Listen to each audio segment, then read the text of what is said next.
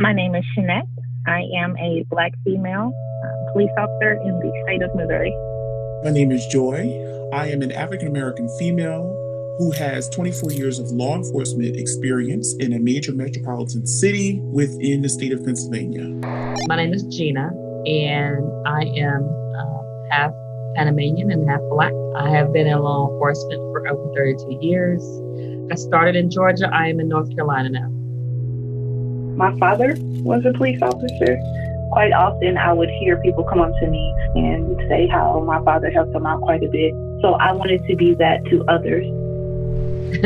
I had to eat. That's the bottom line. I was very naive. I was very, very young. I always thought officers were good, and I figured going to the police academy.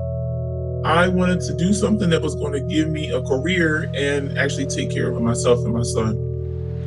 A lot of us come in with the idea of we want to literally protect and serve. And me being a Black female, I'm not naive. I know that there's a fragile relationship between African Americans and police. My stepsister was arrested by a neighboring agency.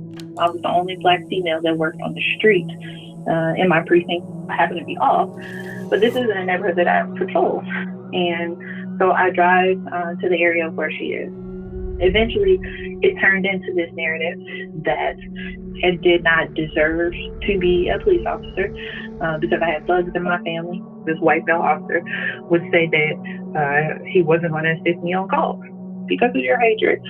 You decided that you weren't going to help me. I don't think I realized how heavy that was. He was just simply moved to another precinct. It was maybe 2 years out of the academy, and a little African-American boy went and took a bike from a white boy. And the older brother went to return it. Everybody was out on the corner and they were ready to beat the hell out of these kids. My sergeant, he advises that we need you to keep the peace, and whoever is not doing what we asked them to, they are going to be arrested. My partner and I were the only two Black females.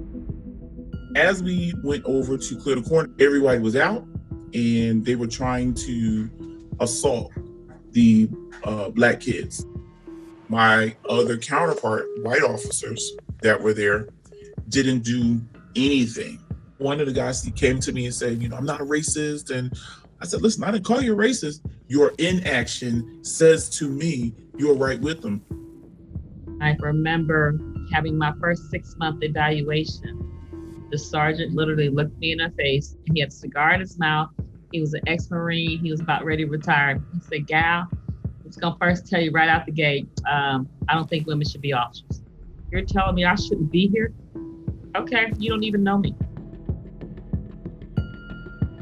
This is a heavy white male dominated career. And in order to change that, you have to make sure that you have the policies and the patterns and practices to allow other people from diverse backgrounds to come into the police department.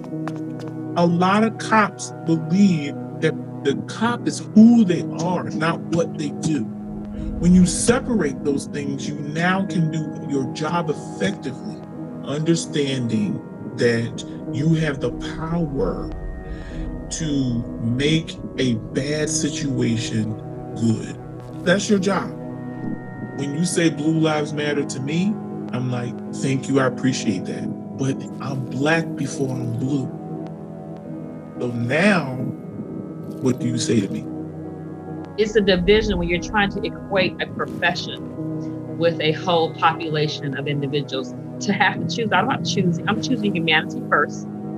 We literally have to completely reimagine what policing is. Structural changes looks like immediate terminations, looks like accountability, looks like mandating reporting for police departments for officers' misconduct on a state level. We're not looking for more pictures of police officers to take a knee with other people. Hey, look, we're not racist.